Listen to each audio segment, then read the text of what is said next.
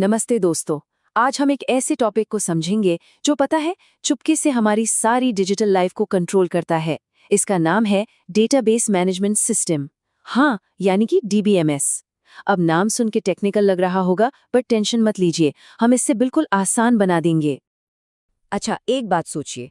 आपके फ़ोन में सेव किए हुए कॉन्टैक्ट्स, सोशल मीडिया पे जो लाइक्स मिलते हैं, स्कूल के मार्क्स या फिर ऑनलाइन बुक की हुई मूवी टिकट्स, इन सब अलग-अलग चीज़ों में आखिर कॉमन क्या हो सकता है? जवाब बहुत सिंपल है। ये सब है डेटा, मतलब कच्चे फैक्ट्स का एक कलेक्शन। और जब इतना सारा डेटा इकट्ठा हो जाता है ना, तो चीज़ें थोड़ी मेसी हो जाती हैं, उलझ जाती हैं, और इसे मैनेज करना सच में एक बड़ा चैलेंज है। ओके, तो अब इस मेस को मीनिंग में बदलते हैं। सबसे पहले डेटा और इन्फॉर्मेशन के बीच का जो फ़र्क है ना, उसको समझना बहुत ज़रूरी है। ये दोनों एक चीज़ बिल्कुल नहीं है। ऐसे सोचिए, एक स्टूडेंट के एग्जाम में 85 मार्क्स आए। ये बस एक नंबर है, एक पीस ऑफ डेटा। लेकिन जब हम पूरी क्लास के मार्क्स को प्रोसेस करके एवरेज स्कोर निकालते हैं, तो वो बन जाती है इन्फॉर्मेशन। तो डेटा एक रॉ फैक्ट है और इन्फॉर्मेशन वो प्रोसेस्ड मीनिंग है जो हमें डिसीजंस लेने में हेल्प करती है। तो इतना सारा डेटा हम रखते कहाँ हैं? इसके लिए होता है एक डेटाबेस। डेटाबेस को आप एक सुपर ऑर्गेनाइज्ड डिजिटल लाइब्रेरी समझ लीजिए, जहां एक दूसरे से जुड़ी हुई सारी डेटा को एक सिस्टमैटिक तरीके से स्टोर किया जाता है।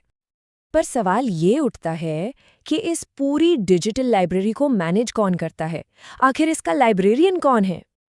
और इसका जवाब है हमारा आज का hero, the super smart librarian, जिसे हम कहते हैं डीबीएमएस। तो चलिए इसके बारे में और जानते हैं। तो डीबीएमएस यानी डेटाबेस मैनेजमेंट सिस्टम एक स्पेशल सॉफ्टवेयर है।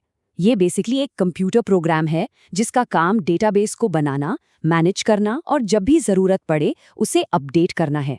सारा ऑर्गेनाइजेशन का काम यही संभालता है। तो इसके मेन काम क्या-क्या हैं? बहुत सिंपल है। पहला, एक नया डेटाबेस क्रिएट करना। दूसरा, जरूरत पड़ने पर डेटा को रिट्रीव करना, यानी ढूंढ कर निकालना। तीसरा, अगर डेटा में कुछ बदलाव हुआ है तो उसे अपडेट करना। और चौथा, सब कुछ एक सिस्टमैटिक तरीके से मैनेज करना। Create, retrieve, update, manage, simple. अब आगे बढ़ते हैं और देखते हैं कि आखिर डीबीएमएस इतना जरूरी क्यों है। मतलब इसके असली सुपर पावर्स क्या हैं जो इसे एक हीरो बना देते हैं। इसका पहला सुपर पावर है डेटा रिडंडेंसी को कम करना। सीधे शब्दों में, एक ही फाइल की बार-बार कॉपीज बनने से रोकना। सोचो, आपके फोन में एक ही कॉन्टैक्ट 3 बार अलग-अलग नाम से सेव हो, कितनी कंफ्यूजन होगी।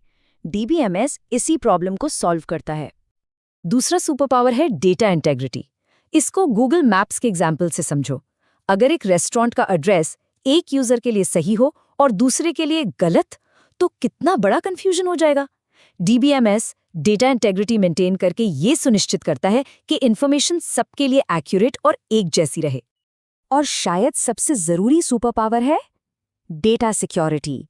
डीबीएमएस डेटा को गलत लोगों से, अनऑथराइज्ड लोगों से महफूज रखता है। सिर्फ सही यूजरनेम और पासवर्ड वाले लोग ही डेटा को एक्सेस कर सकते हैं, बिल्कुल आपकी यूपीआई आईडी की तरह, जिसे सिर्फ आप ही इस्तेमाल कर सकते हैं।